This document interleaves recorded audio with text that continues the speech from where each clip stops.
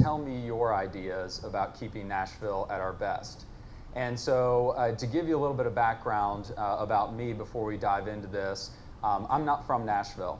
My family is all from Michigan, and I talk a lot about on the campaign trail is my family only really knew 3 things about Nashville when they were deciding to come here.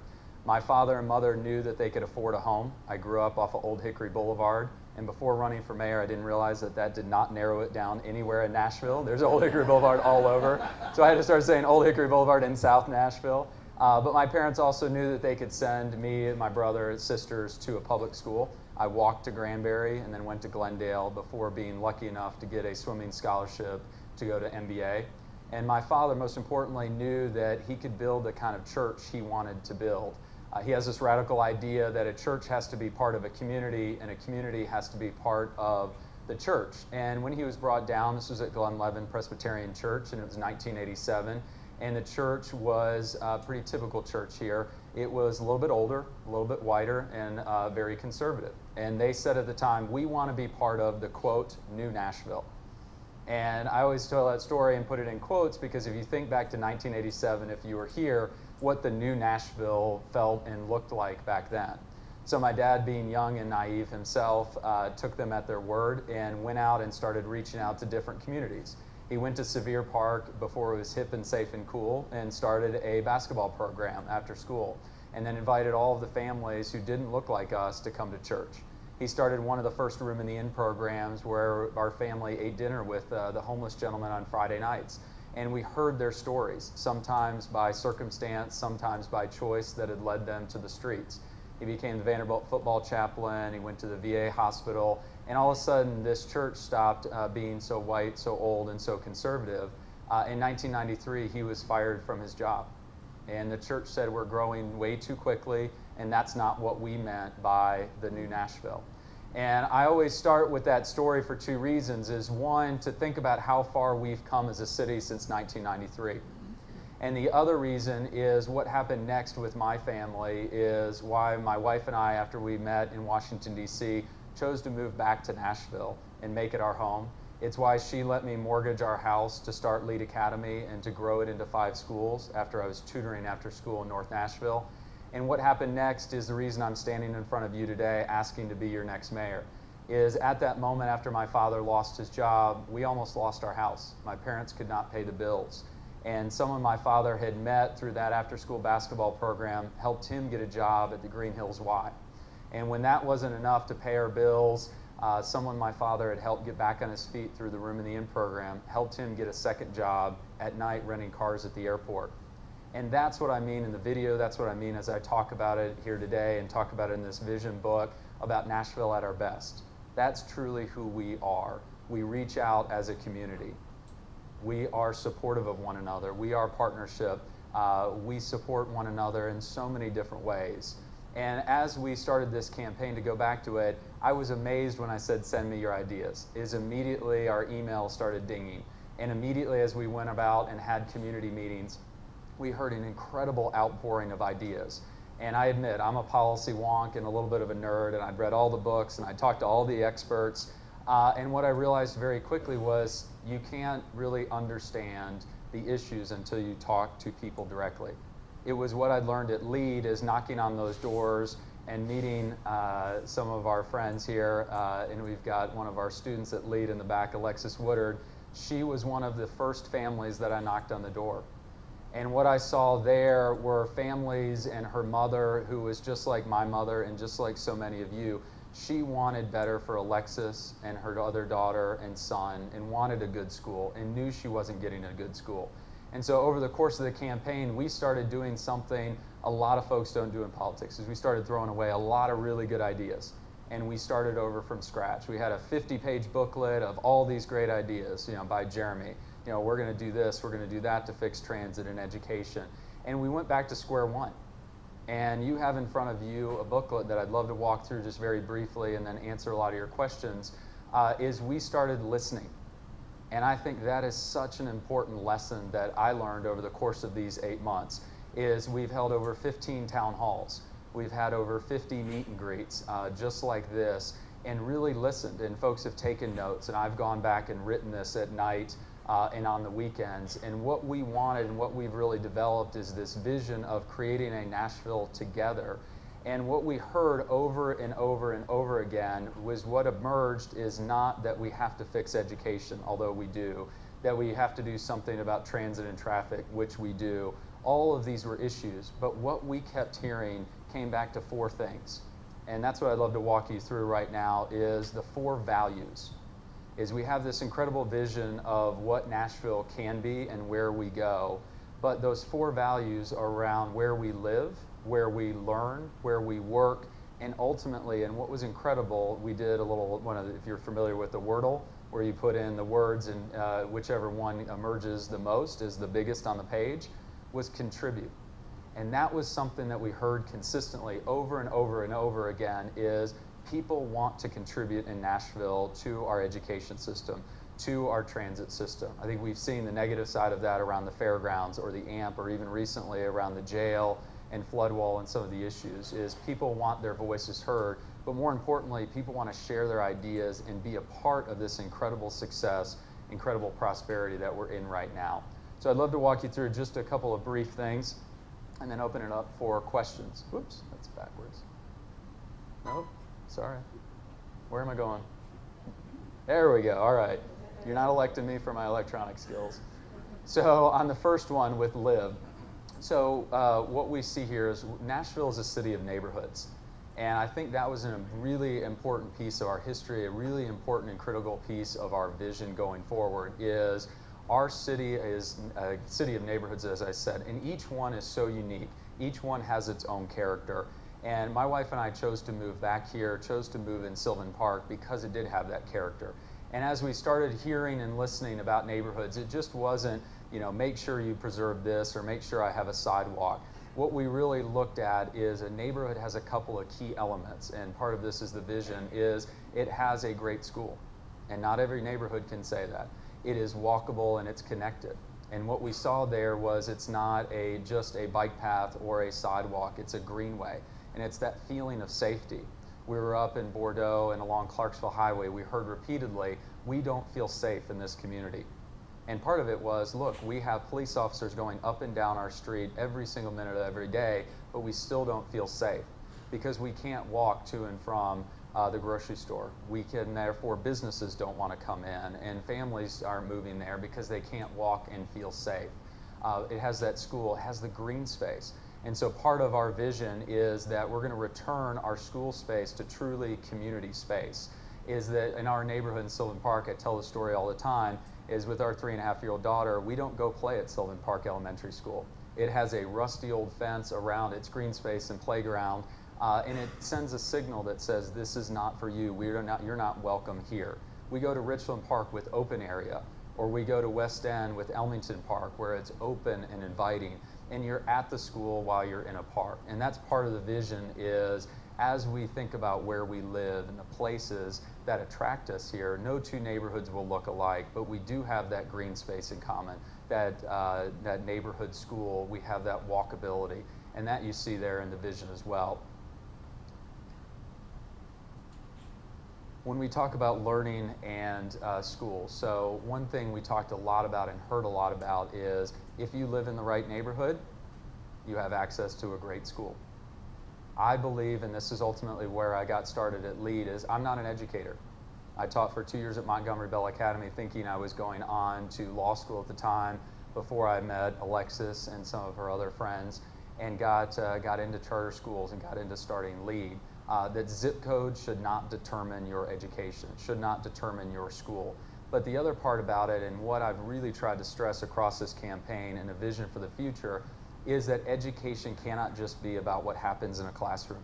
All too often, we are narrowing the education debate, in some cases, to charter school versus traditional public school, or what happens in a classroom, or on a test, or with a teacher.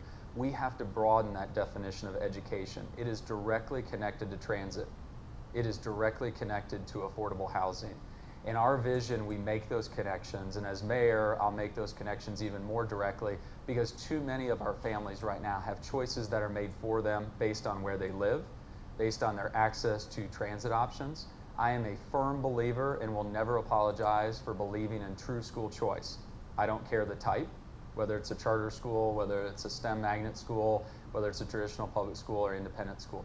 When I talk about choice, choice is being able to access that school whether you have a car or not, whether you live in Antioch or Belmead or Bordeaux. So this idea of education has to get broader, but it also has an incredible effect on our neighborhoods. When you look at Dalewood and the Inglewood neighborhood, and families now are tripping over themselves to get into that community because of a great school. My wife and I bought in Sylvan Park years ago, 8 years before we had our daughter, because we knew it had a good school.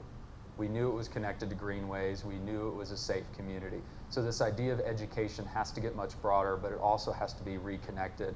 As mayor, that's why I've said every single time at every debate, and you'll hear it again tonight if I get the question, my first day in office, I'll hold a cabinet meeting.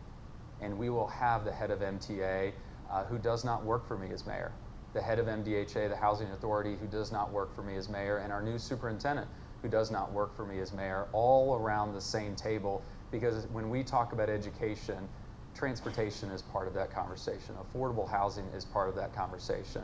The other candidates have talked a lot about specific solutions to a specific problem in education. It's broader than that. If you can't live close to your school as a teacher, that means you're spending more time traveling to and from school. You're spending more of your hard-earned income on housing or transit. We want you closer. That's why I've called for incentives, much like we've had with our artist community at Rolling Mill Hill, for our teachers, for our police officers, for our firefighters. I feel safer in our neighborhood when I see our police officer down the street has parked his patrol car in the front driveway. I feel even safer when I see him running on the Greenway and at community events. It's all part of creating that community. Our education system can be the center of that community. When we talk here about working, we're talking about infrastructure. We all know the challenges, and here's where we get into transit. I know where everybody really wants to go. Transit is not just about a rail line. It's not just about a sidewalk. It's not just about a bus. This was something, and again, things you're not supposed to do running for office. Admit that you were kind of lazy in your thinking. For about 6 months, I talked about buses. I talked about sidewalks, greenways. But what people were really looking and wanting to talk about was traffic and about getting around Nashville. And some people may take a bike, some people may walk, some people may take a bus. We absolutely need to look at light rail and even the railroad lines that we have here today. But people were talking about, I can't get around. I can't get home in enough time, or it's taking me more time. And what they were losing, the ability to go to their church after work and volunteer, the ability to get to a school with their child and participate in a reading program, or just get home in enough time to spend time with their family, is this idea of time really came back over and over and over again. And as we think about infrastructure, I think a lot about my daughter at 3.5. And I'm sure this is going to come up tonight with millennials. But when I think about her and what Google and Uber and Lyft are doing, my daughter may never own a car, let alone even know how to drive a car. And as we think about making those investments in infrastructure, what are our roads going to look like in the future? What do they need to look like? But more importantly, as we think about our roads, there's sewer lines running underneath it. How many of you were in Green Hills and couldn't take a shower for 2 days when that pipe bust? We've got 29 more miles of that clay pipe throughout the county. That's not a real sexy issue. I joke with my wife, I'm going to be the first mayor that has a ribbon cutting in a sewer. But that's the kind of investment we have to make going forward as we think about infrastructure. Is we always get this question, we don't want to be Atlanta. How are we not going to be Atlanta? And a lot of this is we are starting to see some businesses that are thinking twice about coming to Nashville because of our infrastructure, because of our transit system, but also because of our schools. When we talk about infrastructure, I go back to education, about our school facilities, about what they look like and how we make them community space and make this an attractor as we think about where we want to work, about transit, about how we're getting around town.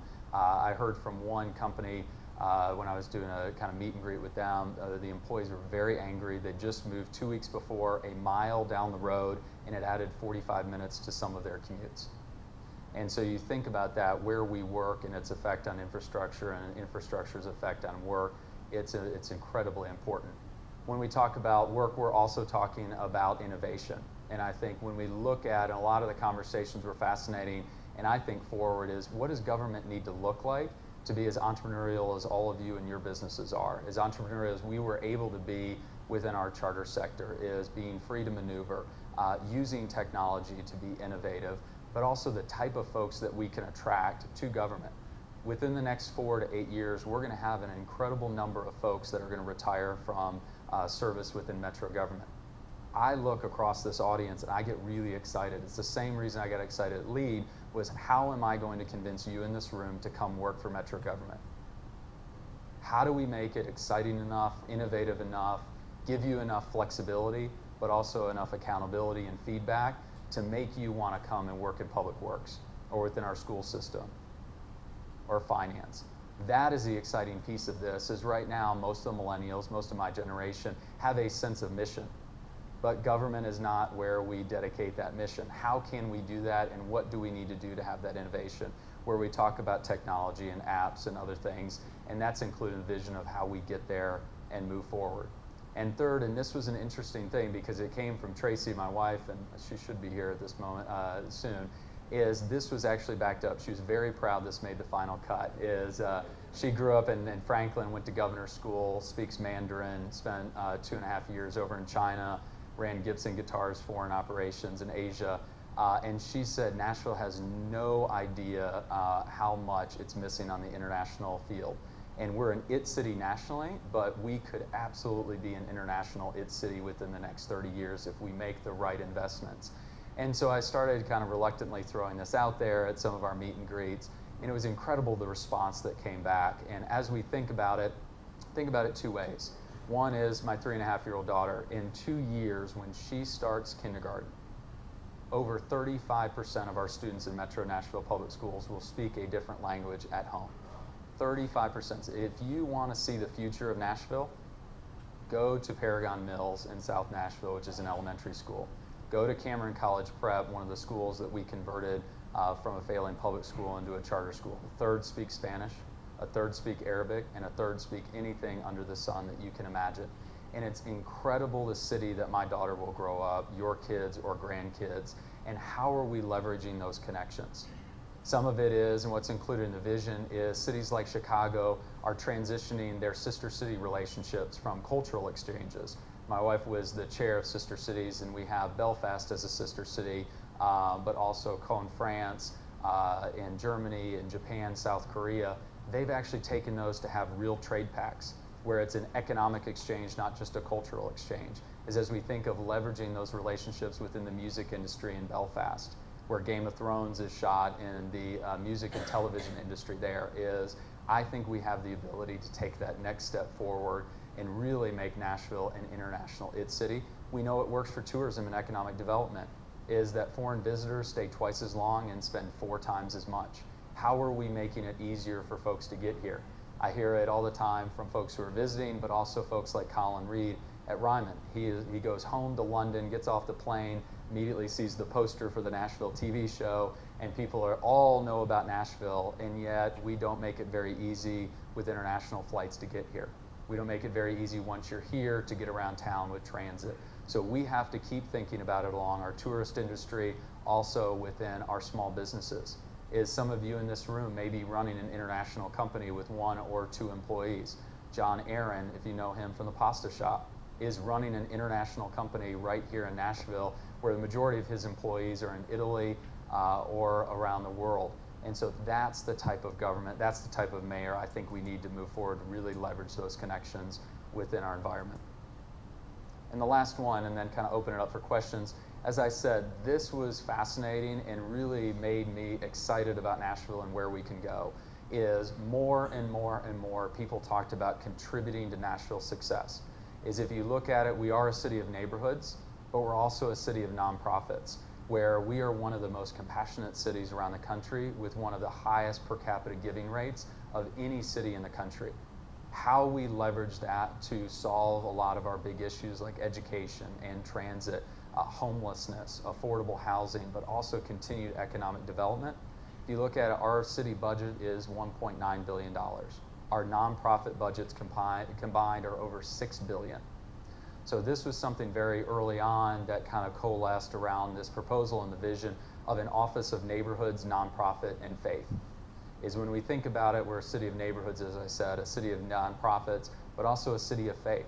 With over 700 places of worship, we have not truly begun to leverage the talent and the resources. Now, I know some folks may immediately say, whoa, what about separation of church and state? Absolutely. Not advocating proselytizing. We have to monitor this. But when I think about my father and the church that he helped create, he started one of the first pre-K programs in the city that is still going on today. They didn't teach Bible. They didn't teach religion. It was housed within a church that they were able to leverage the space that they have that they were not using other than Wednesday nights and Sundays. But it's this creative thinking around space, creative thinking around problem solving that I think will move us forward. In the mayor's office, I need to be able to hear from folks on the front lines doing this work and in turn help make sure government is a good partner. And sometimes that is getting out of the way. Sometimes that is making a really smart targeted investment. Sometimes it's partnering in a much bigger way. And that much bigger way, and one of these signature projects that I want to do as mayor and that really excites me every single morning waking up, is the revitalization of Casey Homes. And if you're familiar with that, we have an opportunity to really set a standard, not just for Nashville, not just for the next 40 years here, but around the country. Is with this program right now, there are 1,700 families right now living within Casey Homes. We have the opportunity to revitalize that into a mixed income, mixed use environment, reorient the entire property where we make the park central to the Casey Homes. It's on a transit line on Shelby Avenue. It's within a mile of downtown, and we can reconnect it to East Nashville and that thriving neighborhood. There's a school in the middle of it at Kirkpatrick. There's also Martha O'Brien, the nonprofit. So when I think about this vision of Nashville, Casey Homes really does envelop and encase everything that I'm talking about, how we work together. But MDHA, when I sat down with Jim Harbison, who's an incredible leader, and asked him, how many times have you met with Jesse Register, the superintendent of schools? The answer was 0. I asked Jesse Register, how many times? Well, he does housing, I do schools. We have to break down those barriers if we're going to move forward. And if we do Casey Homes the right way, it means that we'll do Edge Hill Homes the right way, which is under even more economic pressure caught between the Gulch and 12 South. If we do Edge Hill the right way, it means Napier and Sudacom. We can do it the right way as well. If we do that, that means that more families are able to live in affordable homes within the city limits. We are not pushing them out. It means that it is space that all of us would want to live in. It's creating schools that all of us would want to send our kids to, and it's doing it in a way that connects it through an innovative and creative transit system that really does connect us all. So I would love to have you read through this vision. I'd love to have you share it. I'm incredibly proud of it, and mostly because it may be my words, but it's y'all's thoughts. And it really is driven from a lot of community meetings, a lot of listening, a lot of partnerships in place. So I appreciate your time, and I'm happy to open it up to questions as long as we've got. Questions?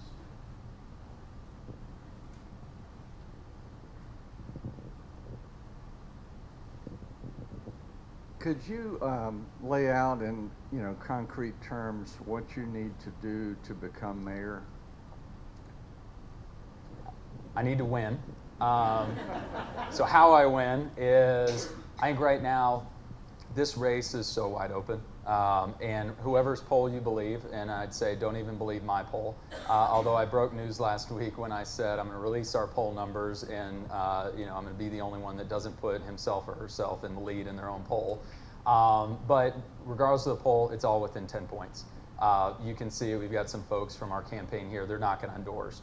And what they're hearing at the doors are, I know who I'm not voting for, and then I hear the 4 people that I'm still interested in or I'm still looking at. And I've been surprised. I know Nashville picks its mayors very, very late. I didn't realize it would be this late. At this point last time, Mayor Dean was kind of surging. I think we have a little bit of momentum right now. I think some others probably do as well. I think in the next 6 weeks, we're going to go on TV here very shortly. It makes a big difference. I knew you had to be on TV, especially in a 7-person race, in a county race. I didn't truly understand the familiarity that being on TV provides you. we heard this a lot is we made phone calls after the debates, the last two televised ones, and we heard overwhelmingly, Jeremy won the debate, or Jeremy was most impressive, or kind of on the top level.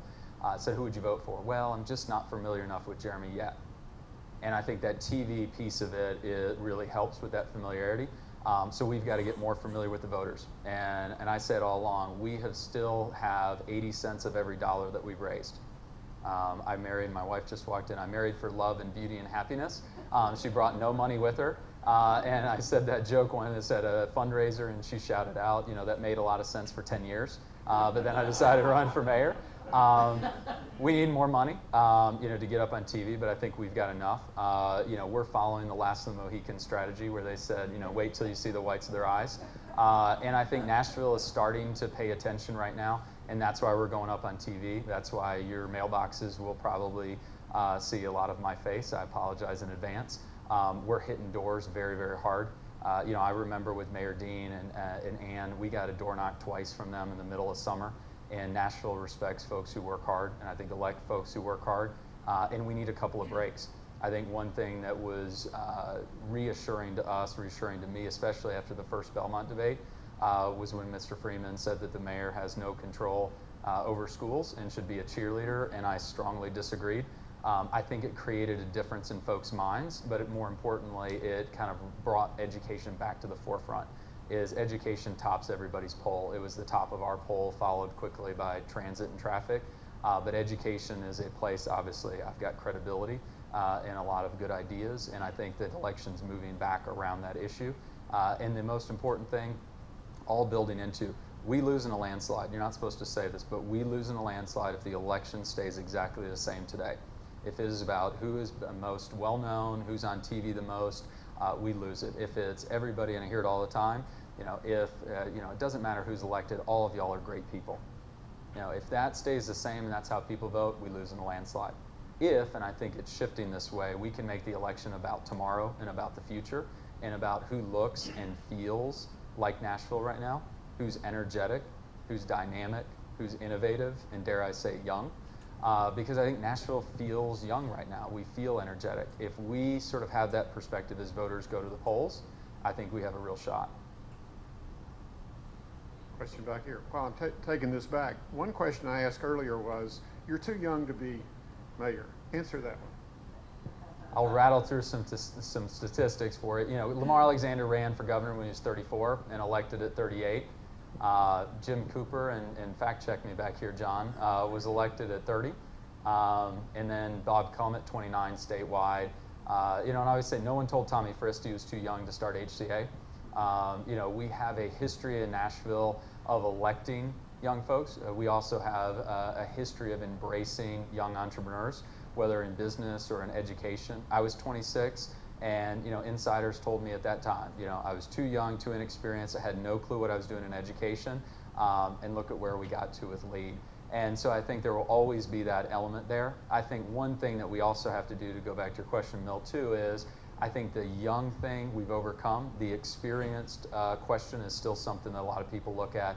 I think that's partially still a concern or question around charter schools. A lot of people say, well, he's the education guy. And I said, we would have failed miserably if I was the education guy. I mean, I taught for 2 years, and I thought I was a decent teacher, but I love the business side of it, the operation side of it. I did a startup like each of you, or many of you.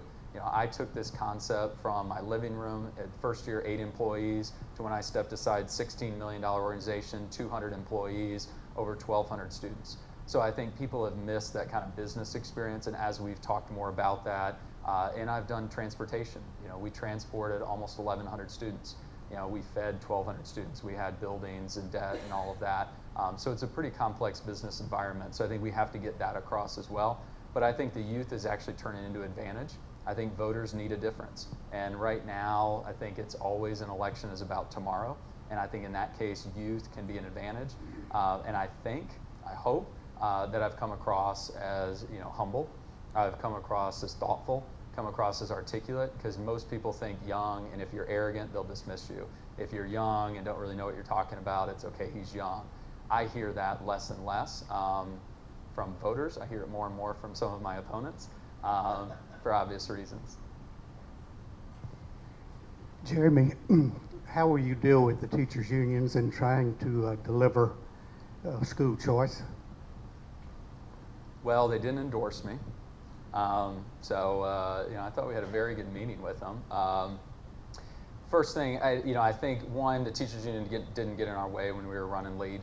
And in fact, we ended up partnering with our teachers, I think, in some innovative ways. And I always tell the story. The first year came in, we had 8 teachers.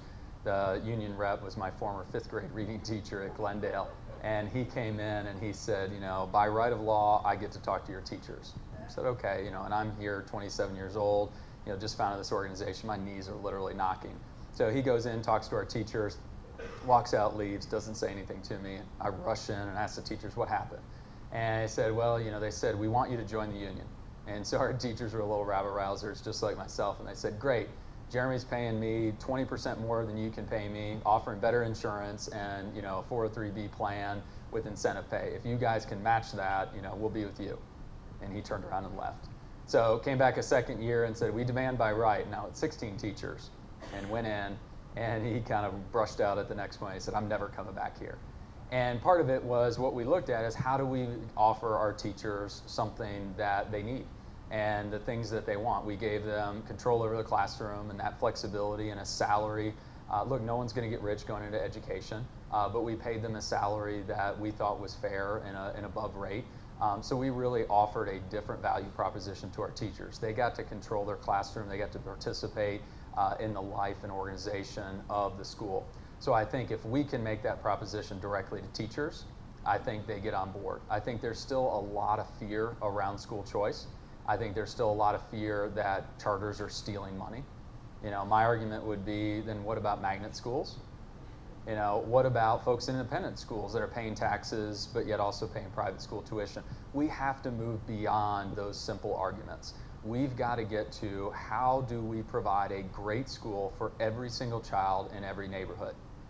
That has to be the ultimate goal. And I think at that point, there are teachers out there, there are principals out there, there are folks just like you in this room that will rush to get involved. One of the things I'm proudest of is the number of people who are not in education who started working at LEAD. And I think that's one thing that charter schools, I'm very proud of their work is the new CEO who replaced me was a former accountant, helped grow a small group of grocery stores in Michigan before coming down, becoming my CFO, and now being the CEO. He hired a CFO that had done a tech startup, came into education, has since left to do another tech startup. So how do we get folks involved in the education space that aren't just educators? That's that value that I think brings everybody together. I think teachers union have to be part of the conversation, but more importantly, teachers have to be part of the conversation. I think all too often we sort of push down an agenda on teachers, and I will admit something, I think we over-test in education. And I think we put that on the backs of teachers because we can see it, and I won't call out Alexis over there in the corner yet, but she was very, very bright. She could pass the test. But what really motivated her was when she got involved in poetry and spoken word, and some of her friends got involved in arts. You can't test those kind of things. But we really thought that was really valuable in the development of kids. Teachers really enjoyed it. So I think it's all about partnership. Jeremy, I think there's a huge contingency of millennials in town. You guys will be discussing that. They're also, with the exception of your group, incredibly unplugged and not at all easy to engage. Yeah. What's the plan for explaining or conveying the message that 5 or 10 years from now, education will be extremely important to them when they start to pair up? Yeah, a great question. So to start with our hope and our fear, there are 8,000 new residents within kind of Midtown Gulch area. 3,500 are registered voters. I can't tell you whether 3,500 will vote or 10 will vote. I think history would show that it's probably on the lower end, which if we got 3,500 new voters, I think we'd get a vast majority of that. I'd feel a whole lot more confident about being in the runoff. So your point's a good one in terms of what I'm focused on right now of an election. But I think even more importantly, how do we get that group engaged in civic life? And I think a couple of things. One, I look back to Uber, and I really think there's some lessons that we can learn there.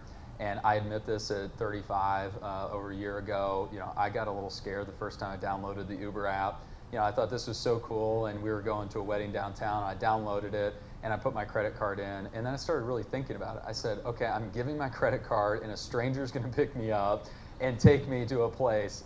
What am I doing? And then all of a sudden, I get a text message with a picture of my Uber driver, and I get to rate them, and they get to rate me, and it was a phenomenal conversation, and I love the conversation.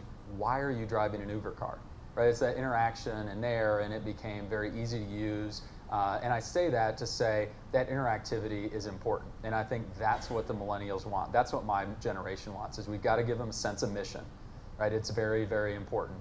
And we've got to follow through on what we said we'd do. Is if you look at the voting trends, the high water mark was when 18-year-olds were allowed to vote, and then it went steadily down.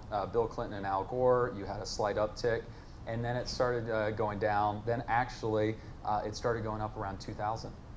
And it's kept going up, and Barack Obama, hope and change and a lot of promises, it broke through the ceiling, and then this generation felt left at the altar. Some of the promises weren't kept, or in reality, government and politics is really grunt work, and healthcare is really grunt work, and you can't immediately pull out of Iraq and all of this. So now it's starting to go back up just a little bit, but I think that sense of mission, that sense of following through on what you're going to say, and I think our folks, and you can ask them after, I say trust but verify, but they're involved in our campaign. They helped me write this book. They are on the phone calls, really persuading voters. They are in the front lines. They are actually doing the work. I think all too often we sort of look, and going back to the young question, you're young, we'll put you over here, wait a couple of years. I loved hiring 21, 22-year-olds at school because they would come in with just this incredible bravado. I want your job. How do I get it in 2 years? I'd laugh and say, well, I think it would take a little bit longer than that.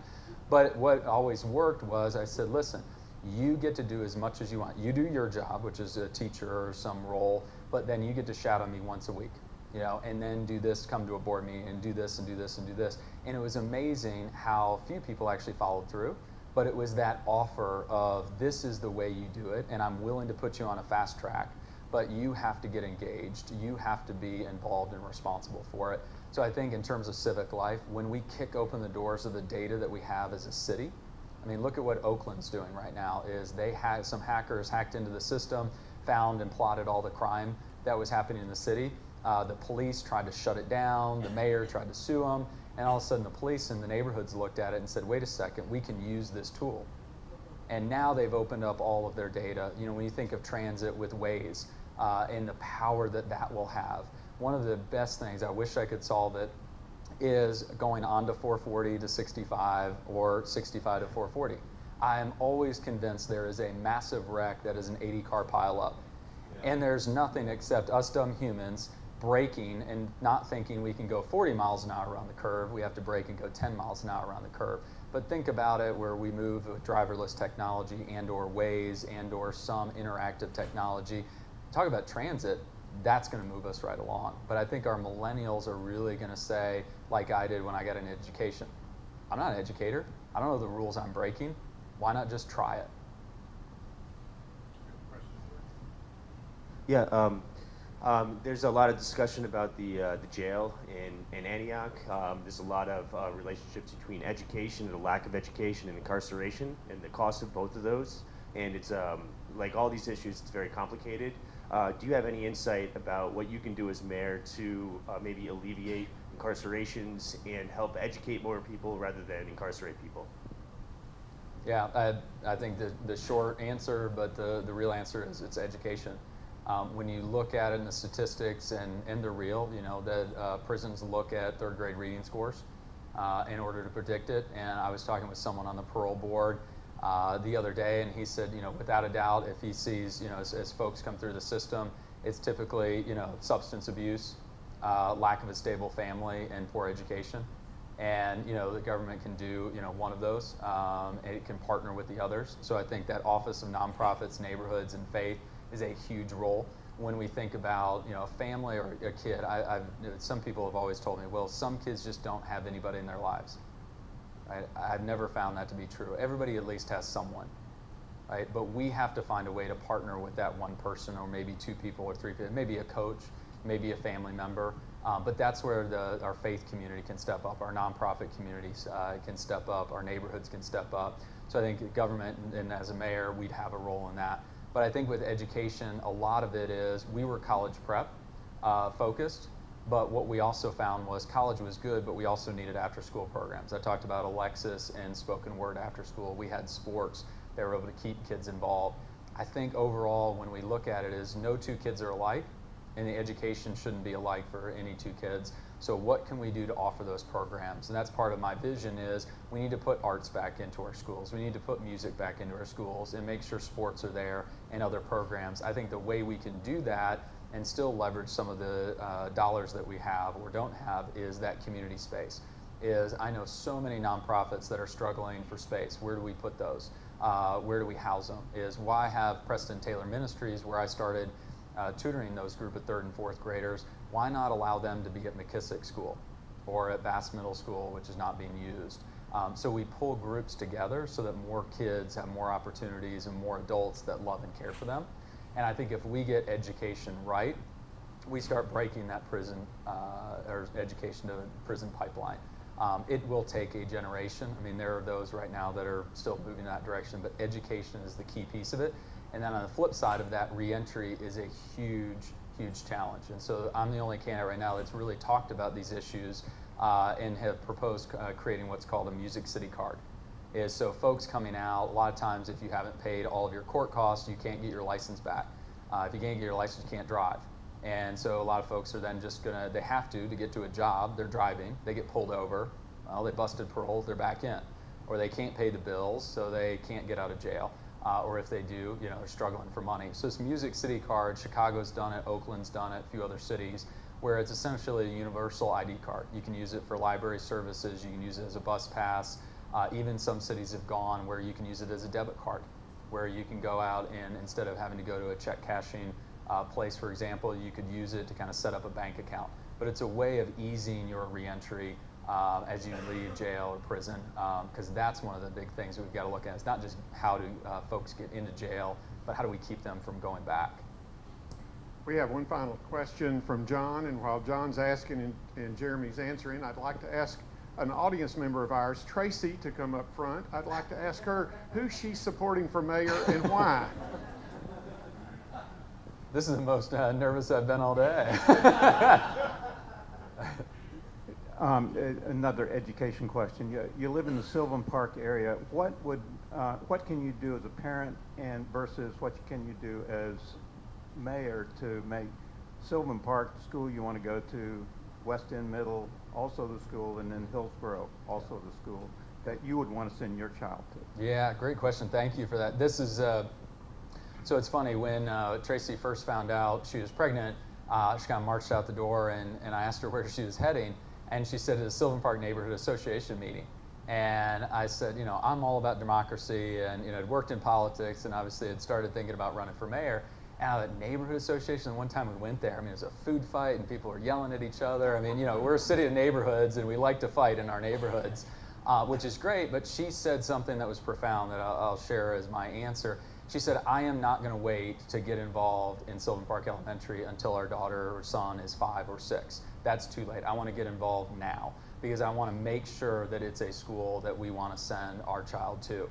And I think that's the type of engagement we need, and that's the way we need to reach out as a community, as neighborhood associations, as mayor, as a parent, is as folks are moving into Sylvan Park, whether you have kids or not, is to say, get involved. We need you involved. We need you here, and not just for the spaghetti supper, and not just for a special event, but day to day to come. And I think that's one of the biggest challenges we have in education, is that a lot of people just assume what's happening on the inside. You drive by Pearl Cone, and because it's in North Nashville, you automatically say, well, it's unsafe, or education's really not happening. Or you look at a statistic and either say it's working or it's not working. Is how do we get people inside a school where you can really look and say, this school is really actually pretty good. The teachers are really actually committed. We want to get involved and engaged in that. So I think as a mayor, sending our daughter to a public school sends a big message. It means that, back to your question about the teachers union, I get to say, this is what I've seen. These are the kind of teachers that our daughter has, good or, needs improvement. But we're involved in the life of our neighborhood. We're involved in our education system in a real way. We have an investment in a real way. So I think that's the combination of both of those things. And I think being able to speak to the struggles as a parent. And one thing that I've thought a lot about is, running for office and being mayor, you talk a lot about all these solutions and what you can do and all of that. And I think we were talking earlier, at some point, you, the voter, gets to decide. It's about your issues. And I think about this question all the time as I think about and talk about education. Our daughter's lucky enough to go to Susan Gray right now. She got in out of the lottery. It's a phenomenal school. She's developing a little bit too fast for me. She's now smarter than me, but that's a good thing, except at night when we're trying to negotiate bedtime. But I think about education in the sense of Tracy and I don't worry about our daughter during the day. I don't have any of that stress, which means that emotional energy, I can spend that on a campaign. I could spend that at LEAD. Tracy was able to go back to work. I was able to go back to work. She made partner because we were lucky enough to have childcare. But I think about Alexis and her mom, the stress that she was under, not knowing where to send her kids to school, not knowing if she had to pick them up during the day, if something happened, not knowing if she could get a job, not knowing where they were going to be after school, that stress. And we look at it, and I know I'm diverging a little bit, but if you actually look at the research of children growing up in poverty, they did CAT scans. And this was phenomenal, it changed my thinking. They did CAT scans, and what they found was children living in poverty, their brains look identical to soldiers coming back from Iraq and Afghanistan. It's PTSD, is that the stress of poverty is so real. And on the flip side of that, the stress that we don't experience, the stress that folks who have a great education or are able to have those options to send their kids there, that's phenomenal. So that's why childcare is a key component of this vision and this agenda is if we can start kids off on the right start, because our brains develop more in the first 3 years of our life than the rest of our years on this earth combined. Those are the most important years. So I think being able to speak as an educator, being able to speak as a parent, and most importantly, being able to speak as a mayor to that, I think we can shift the conversation about education, and you just realize I gave a 5-minute answer and never used the word charter. Tracy, thank you for being with us this morning. And to end our program, would you be willing to tell us who you're supporting for mayor and why? Would you? I think so. Good morning, everyone. Thank you all so much for being here and listening to Jeremy. I enjoy listening to him all the time. But I will tell you, I am... All the time? Write that down. So I am supporting Jeremy for mayor. When he came to me a little over a year ago and told me he really felt like he was called to run for mayor and to serve the city in an even larger capacity than he had been over the last 10 years serving in our schools, he said, will you support me and will you vote for me? And I said, well, absolutely, I will support you. I am a lawyer, so I had to think, can I actually vote for you? And I did. I did some thinking. That there's kind of a field of candidates at that time, and different ones brought different experiences to the table. There was some executive business experience that I thought was as good in the mayor's office. There were people who had metro government experience working in a legislative capacity that I thought is useful. There are people who come from different backgrounds that bring a lot to the table in terms of their personal experience. But as I was looking across the field, I really, and thinking about Jeremy and what I know about him, what I've learned about him over the years, I came to feel and understand and believe very firmly that nobody in the race has the depth and the diversity of experience that Jeremy does and that Jeremy would bring to that office. Not only is he extremely smart, he's also really hardworking. His dedication and perseverance to the goals that he sets for himself and for others is beyond compare of anyone that I've ever met. I think he has the energy associated with, completing that dedicated task, and he has the compassion and the heart and the experience of working with people sitting across the table from families who are struggling with school, with transportation, with jobs, with mental health, with addiction, with domestic violence, all of those things. he understands and has internalized, and then uses his incredible intellect to turn around and work on finding a creative solution with them, not for them. And for me, that is a really powerful combination, and something that I would like to see in our mayor here in Nashville. And so that's why I'm supporting Jeremy. So this is my real fear, is when we redesigned our logo, it says Kane for mayor. It doesn't say which Kane. So the filing deadline has stopped. You can only vote for me. This is the problem when you put a mic in her hands. So you live with two women who are smarter than you. Oh right? yeah, absolutely, absolutely. Let's give them both a big hand.